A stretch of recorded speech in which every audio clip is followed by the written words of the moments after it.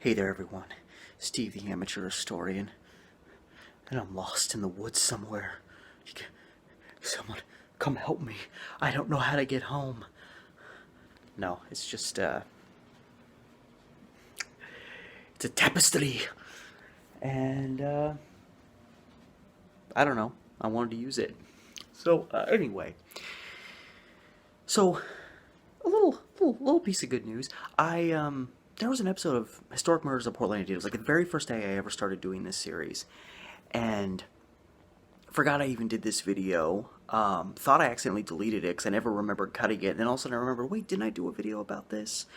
And then I looked and I still had the video and it never got cut. It just kind of was lost and forgotten for a while. So this is actually from like the very first day that I went out and started doing episodes in this series. So it's a little kind of rushed, a little kind of just, simplistic, but it's a very old murder case in Portland, one of the oldest ones I've been able to cover, and so I still wanted to bring it all to you. So here is what you could say, at least for a little while, was a lost episode of Historic Murders of Portland, the 1874 murder of Portland police officer Charles Shop.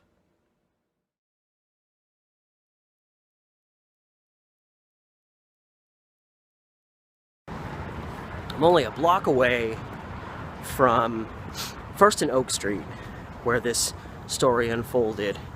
And it's very interesting that this is the oldest case thus far. I might find one older. But to this point, this is the oldest case that I'm addressing on this series so far. And what makes that interesting is it took place in an area where some of Portland's oldest still standing commercial structures are.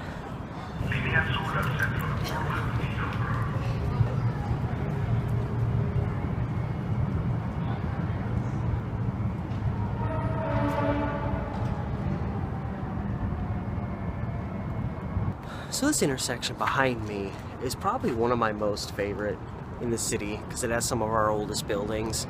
This one I think is from the 1870s. We got one from 1889. We got Failing Block directly behind me, and right on the other side of this building we have I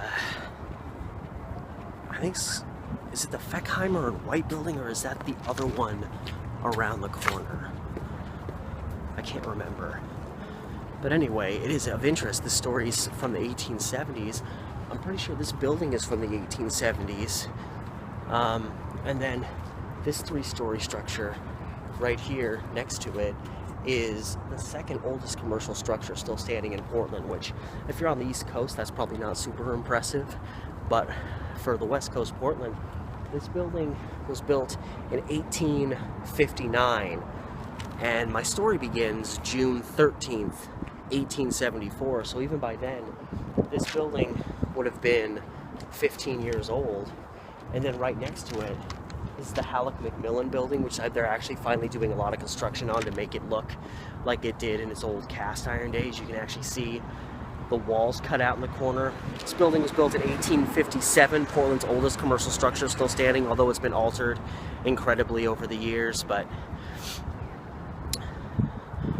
whatever the circumstances, this case from the summer of 1874 took place near this intersection of First and Oak, and it implied that it was on this side, so it was somewhere on the northeast part of this intersection, which potentially means it could have been in this old building here. It would have been standing. Again, I want to say this one was built in the 1870s, but I don't know if it was built in 1874.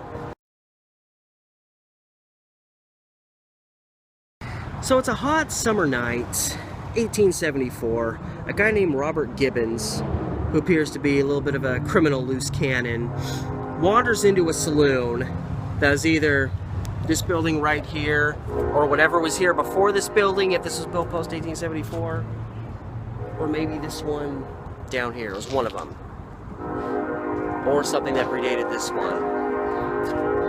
I'm killing time because I can't talk.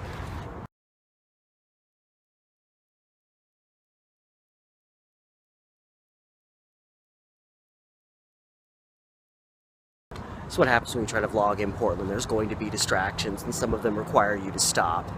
But anyway, there was a place called the Cozy, I think is what it was called, the Cozy Saloon, that was located right across the street here. And this guy, Robert Gibbons, goes in, and he apparently, ultimately, ends up pretty slobbering drunk. And he goes out into like the backyard, or like I guess there's like a space behind the building where you can just go out and hang out.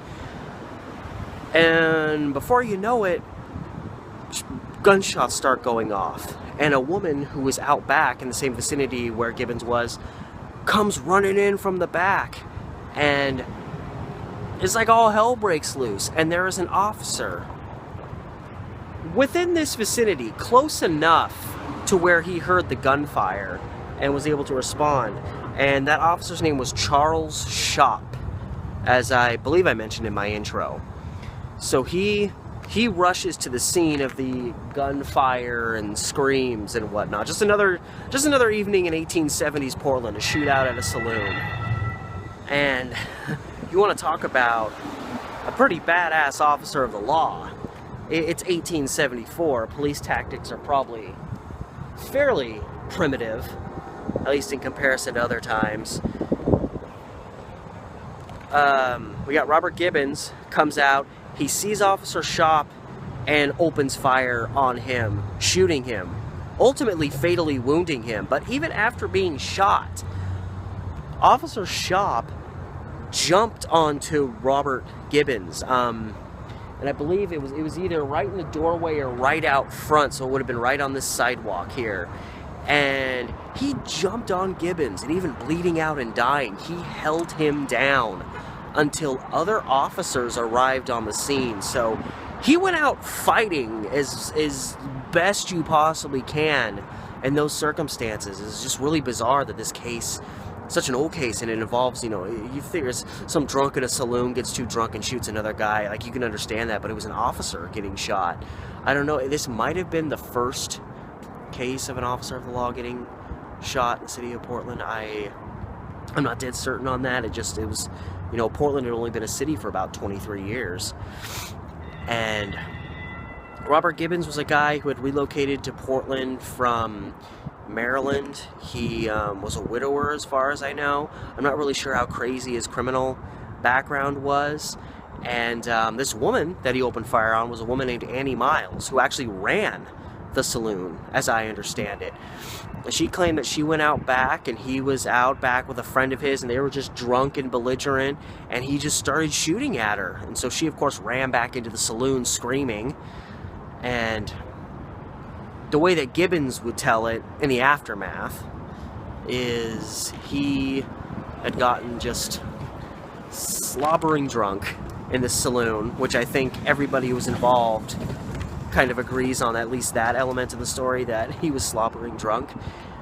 And he went out back to, like, sleep it off, however he would have done that.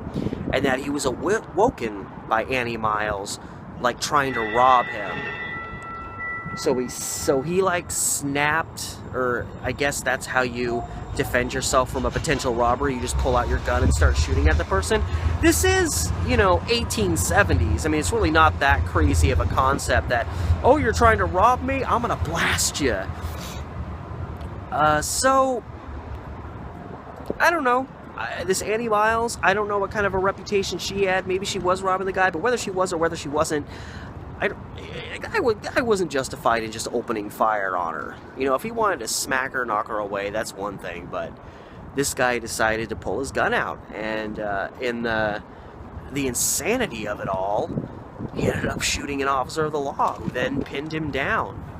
And it's interesting that I was able to note that Gibbons was obviously brought on for first-degree murder. I mean, even if he was just shooting wildly and hit the officer on accident, you shoot an officer of the law, you're not getting off light. But it said he was found guilty of first-degree murder, and this was only the second of its kind to happen in Multnomah County. So again, this is a very old story. It's only the second first-degree murder conviction that had happened in the city.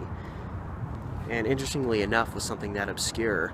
the guy only got a life sentence. He didn't go to the gallows even after being convicted of first-degree murder of an officer in the city of Portland.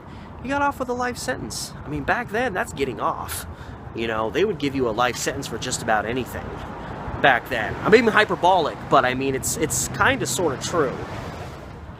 And with that, oh God, it's so great to be out in the sun. I was hidden behind this big building here for that whole video, so my hands started getting really cold with that sunlight being deflected, and it's still only like, I don't know, 45, 47 degrees outside.